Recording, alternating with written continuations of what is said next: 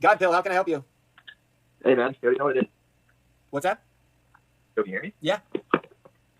So you're saying that selling stock and buying calls is not bad, but how is that not? Isn't supply and demand? Isn't that like how stocks go up? Have you watched Have you watched the video that I named? No, I haven't watched it. I just tuned in and said the call. Okay, for sure. No, I'm not mad. I hear you. I posted a video earlier today called "The One Video to End It All." Okay.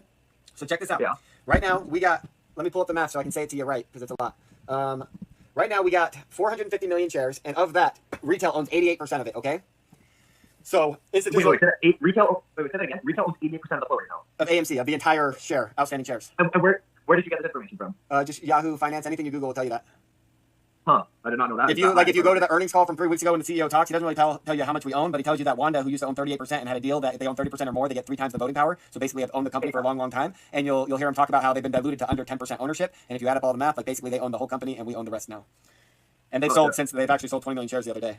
But yeah, that's okay. Yeah, I did see that. Yeah. So anyways, let me keep going. Like, is it okay if I keep going, or you got another question? Yeah. Sorry, I did not mean to interrupt. No, you're good. Yeah, keep going. You're good. Okay, so basically, we own 88% of the company right now. Institutional owns 12% of the company. There's another 12% of synthetic shares owned by institutional, which is like Citadel, and the synthetic shares are options, okay? So every time an option contract is created and it's in the open interest, they have to create 100 synthetic shares in order for that option to exist. And so basically, in order for Citadel to play against all of our options trades, they have to create these 100 synthetic shares every time somebody wants to play a trade. And Citadel's probably shorting 90% of the market, plus using all their hedge funds like Melvin to do it. So we know that the institutional is around 12% of actual ownership. The synthetic shares don't count as ownership shares, so we're not worried about that.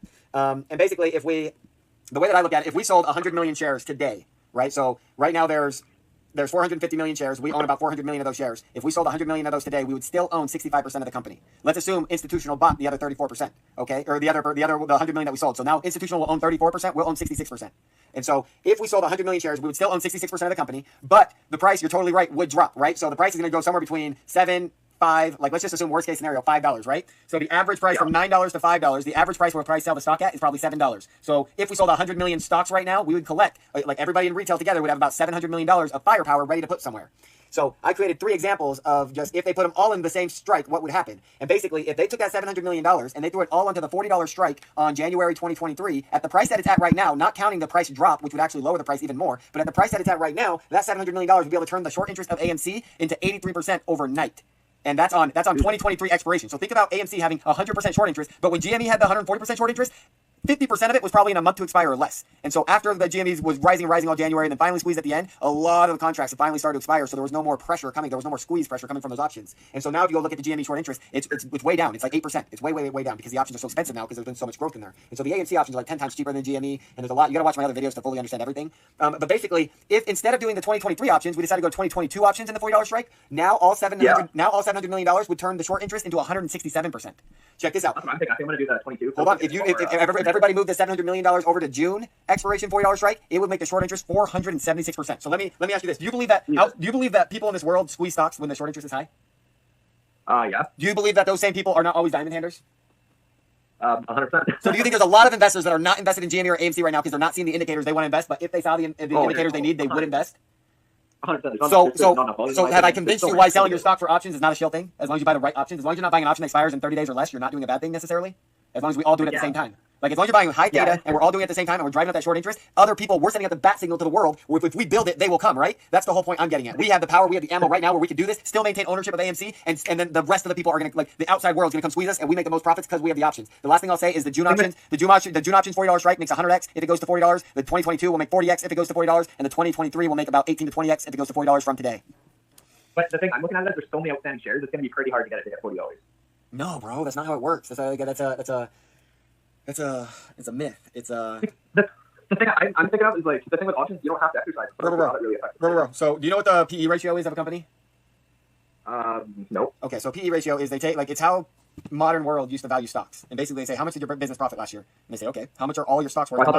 So they take your market capitalization and then they divide that by your earnings, and that's your multiplier. Basically they're saying your company right now is selling for this times your earnings, and so that's your multiplier. Where most people, when they sell their businesses in the real world, get to sell anywhere between 3, if you're a really profitable company, to 10x times your money, right? So 3 to 10x whatever your earnings were is what you could go sell your business for right now. Well, AMC is around 7 PE ratio. GME is around 13 PE ratio. The average company in the entire stock market is at 26. And companies like Tesla and big tech like Twitter and Netflix are at 1,000 times earnings. Jesus. So when people tell me that AMC and GME are inflated, and when you say AMC can't go to $40, but I'm seeing Tesla go 10, like literally 1,000x over that growth of what you're saying AMC can't even do, like I don't believe in you. I believe in buying pressure. I believe buying pressure is everything and has nothing to do with the company. And I'm not attacking you. I'm just talking to you. I'm not Shill, but the thing is, movie theaters are going to die off. Whether you want to admit No, it or not, they're they're not. going to die off. That's the I'm not dumbest Shill. Bro, I love the movies. I go to the movies every year of my life, and even though I pay for movies at my home, I still go to the movie theaters. Like, what? Not When's the last time you went to the movie theater? When's the last time you went to the movie theater? 4 years ago. More than 4 years ago. Why? You don't like it? Because Netflix, man. Why the fuck would you go to a movie theater and pay over $50? There's nowhere you can get movie theater popcorn except for the movies. I love movie theater popcorn more than anything. I'm telling you, I'm not saying theaters gonna be a thing, but they are closing by the day. They're closing them down because it's just not because Netflix is taking over. No, it's because of monopolies, bro. It's because like when you understand when HBO Max is allowing people to buy Ape vs Godzilla. That's another competitor. You understand that AMC gets a profit every time someone buys one of those movies, right?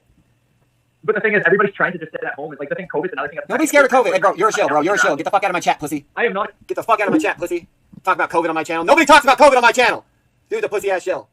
Who was?